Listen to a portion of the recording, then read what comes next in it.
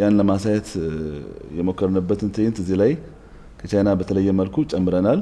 ዝግጅቱ ላይ የቡና ቅምሻ፣ ሰርከስ፣ ፋሽን ሾው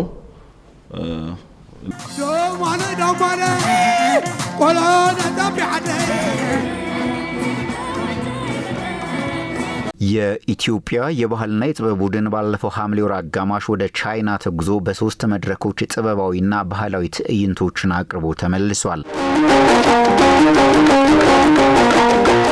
አርቲስት ካሙዙ ካሳ የ30 ሚሊዮን ብር ክስ ቀረበበት። የገዢው ብልጽግና ፓርቲ እጩ ሆኖ የቀረበው የሙዚቃ አቀናባሪው ካሙዙ ካሳ የባንክ አካውንት መታገዱን ሪፖርተር ጋዜጣ ዛሬ በእንግሊዝኛ እትሙ አስነብቧል። ካሙዙ ከመንግስት ከ100 ሚሊዮን ብር በላይ በጀት ተቀብሎ ከ30 በላይ አርቲስቶች የሰሩበትን ገንዘብ አልከፍልም በማለቱ ነው ክስ የተመሰረተበት ነው የተባለው። እንደ ሩሲያና ቻይና ባሉ ሀገራት የተካሄደውን ኬን ኢትዮጵያ ባህል የማስተዋወቅ ጉዞ ተሳትፈው ክፍያ ያልተፈጸመላቸው 37 አርቲስቶች በፌደራል ከፍተኛ ፍርድ ቤት ክስ መስርተዋል።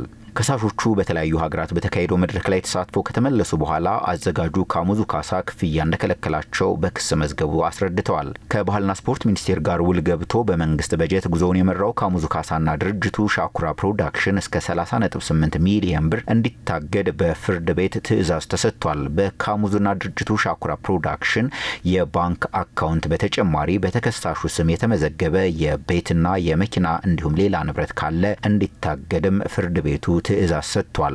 አርቲስቶቹ በቻይና በሩሲያና በሌሎች ሀገራት እንዲሁም በሀገር ውስጥ በርካታ የባህል ትርኢቶችን ያቀረቡ ቢሆንም ክፍያ እንዳልተፈጸመላቸው ገልጸዋል። ካሙዙ ክፍያ አልፈጽም በማለቱ ከአርቲስቶቹ ጋር የገባውን ውል ስምምነት ለማጥፋት እየሞከረ መሆኑንም በክስ መዝገቡ ላይ ተገልጿል። አርቲስቶቹ ከ4 ወራት በላይ በልምምድ ላይ ቆይተው ወደ ተለያዩ ሀገራት ተጉዘው ላቀረቡት ስራ ለእያንዳንዱ መድረክ 217500 ብር ሊከፈላቸው ተስማምተው የነበረ ቢሆንም ካሙዙ ክፍያ አልፈጸመም ተብሏል። ለካሙዙ ከ100 ሚሊዮን ብር በላይ የከፈለው የባህልና ስፖርት ሚኒስቴር አቤቱታ ቢቀርብለትም አይመለከተኝም እንዳላቸው አርቲስቶቹ ተናግረዋል።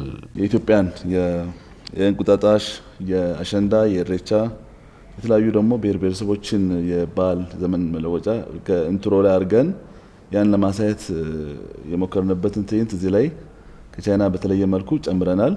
ዝግጅቱ ላይ የቡና ቅምሻ፣ ሰርከስ፣ ፋሽን ሾው እና የሙዚቃ ዝግጅት የ30 የሚያክል የብሔር ብሔረሰቦች ሙዚቃዎችን ለማካተት ሙከራ አድርገናል። ከ65 ሰው በላይ ነው እንግዲህ እዚህ ጉዞ ላይ አብሮን ከኛ ጋር የሚሄደው።